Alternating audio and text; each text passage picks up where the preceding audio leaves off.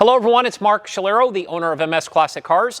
Today I'm extremely excited to do a walk-around presentation on our 1940 Diamond T custom pickup truck that we've nicknamed Distinctive.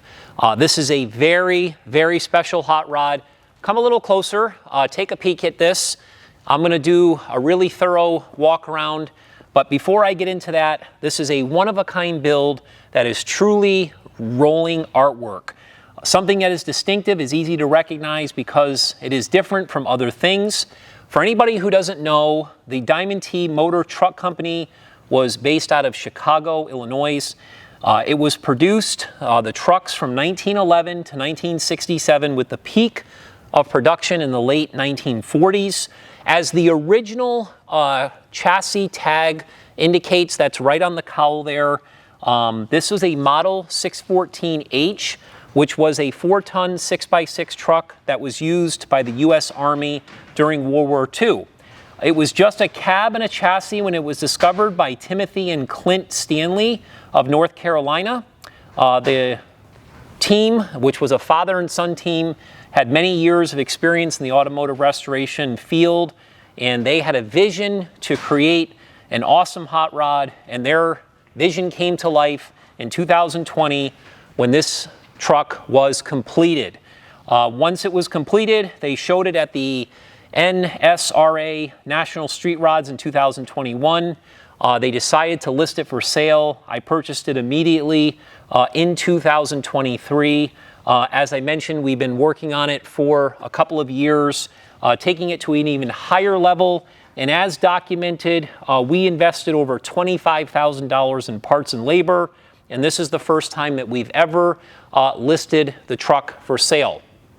So it is a really, really unique piece. And the more that you learn about it, the more special it becomes. So let's start kind of with the front. And then I'm just going to kind of work my way to the back. I'll just maybe finish back in front of the vehicle. Again, I just want to make sure we're crystal clear on what's been done here. So let's check this out. First of all, when we talk about, let's start with the cab. As I had mentioned, they had found the cab, they had found the chassis. It was original. Again, this is the original tag here. What they did is they kept it all original, but they chopped it 2 inches to give it a little bit lower look.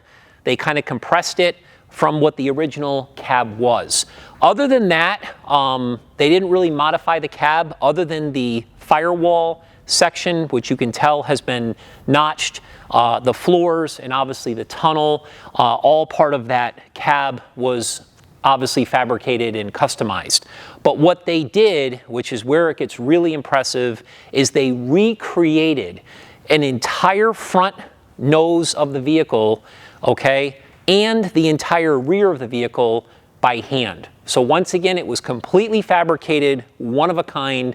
It took a long time to make all of this work, and especially to finish it and have it be functionable. So when we look at this, this front nose here, again, this was all made by hand. It's all steel. This is not a fiberglass vehicle. This is all steel. He used some of this grill work, I believe Clint had told me, from a 1937 Chevrolet. They made this to fit perfectly, have this really nice hood ornament here. They added 2 painted headlight buckets with modern headlights. Down below, which I thought was really cool, we have a center driving light. So it actually has 3 lights. You can see in our photo gallery what they look like when all 3 of them are turned on.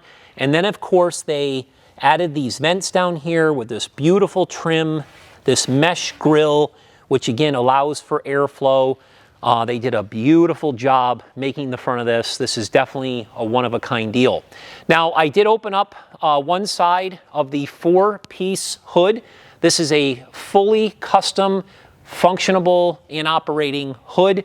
It really is quite nice. If you look underneath, you can actually see the custom brackets in the hood prop that I have.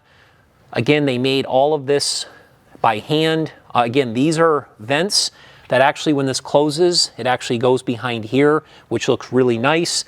They made the engine covers for the side. So once again, everything was made by hand, and they did a fabulous job with it. Now, while we're on the subject of the engine compartment, I think they made a really great choice. They went with a 350 V8 that was bored 30 over. It does have a comp cam, nothing crazy, very user-friendly. We figure somewhere probably around 300, 325 horse, something like that. We at MS Classic Cars, we added 3 brand new Stromberg carburetors. It's the Big 97 is what they reference them as. This is an Edelbrock tri-power intake here, which is, I think, a perfect application for this vehicle.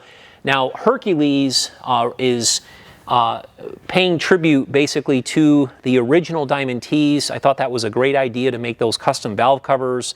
Of course, it has custom pulleys and brackets, alternator, things like that. These manifolds here are off of a Corvette. And what's really kind of an Art Deco deal, is the entire radiator and shroud that was custom made. They really went into detail with all of these holes here. Again, this type of material, so it almost looks like a fan or like a back of a jet or something like that. And again, they colored the shroud to match the valve covers. 'Cause once again, when you pay close attention to the thought process and how they did everything just really flows.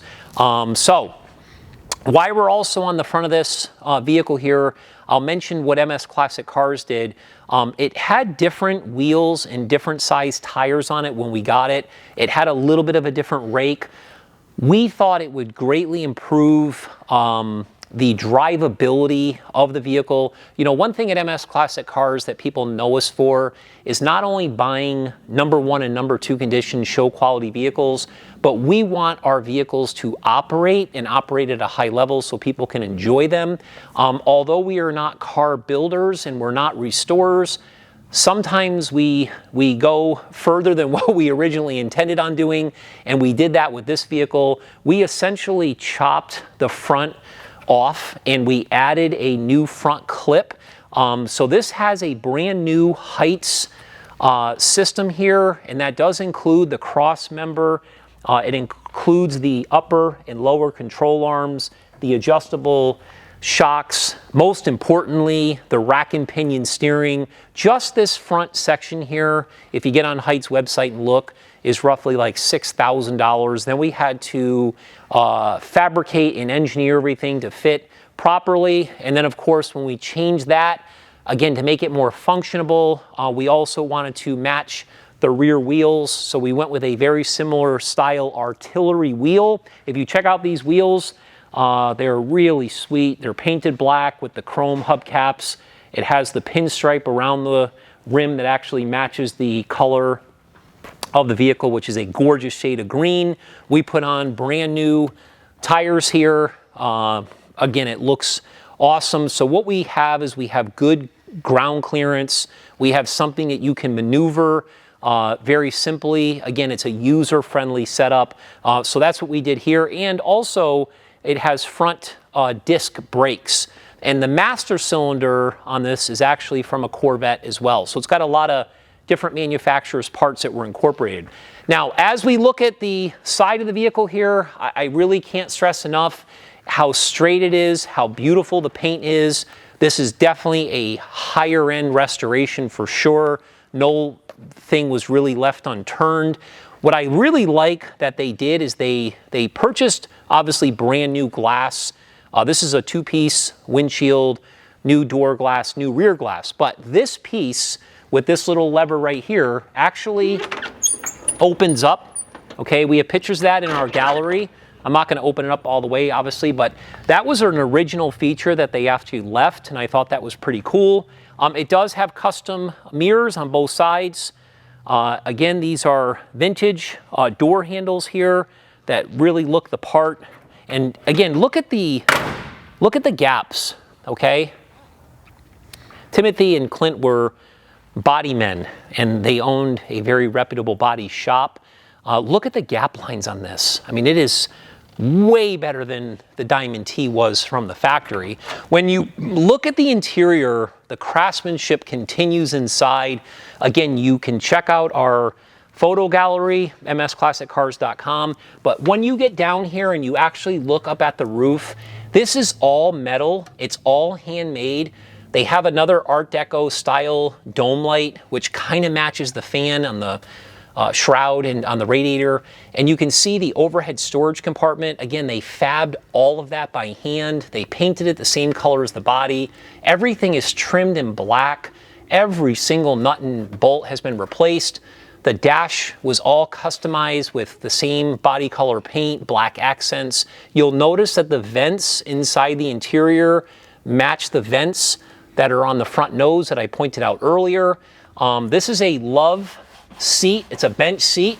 Kind of looks like a bucket seat. That's brand new black leather, seat belts, brand new carpeting. It has a 1950 Kaiser gauge cluster, which brings some of that time frame back into the vehicle, which is really cool. It does have Bluetooth as far as your radio is concerned with speakers. Custom console. Again, it's got a lot of custom appointments throughout the entire interior, but one thing that I would say, for me anyway, that I found unique about this hot rod was the comfortability. Now I'm 6 foot, 220 pounds, and I sit in here personally, and what I like is I have a lot of space. So you can see I have all of 6 inches of headroom. I've got plenty of arm room here. I just feel very comfortable. Even when I shut the door, you can see how I have a good amount of visibility out this window. I have good visibility out the rear window. It even has a rear view mirror here and so forth. We actually replaced this steering wheel. This is a 16-inch Limeworks steering wheel. It represents kind of a vintage Ford look. Mike Marcella actually chose this, our service manager. I thought it was the perfect steering wheel for this application.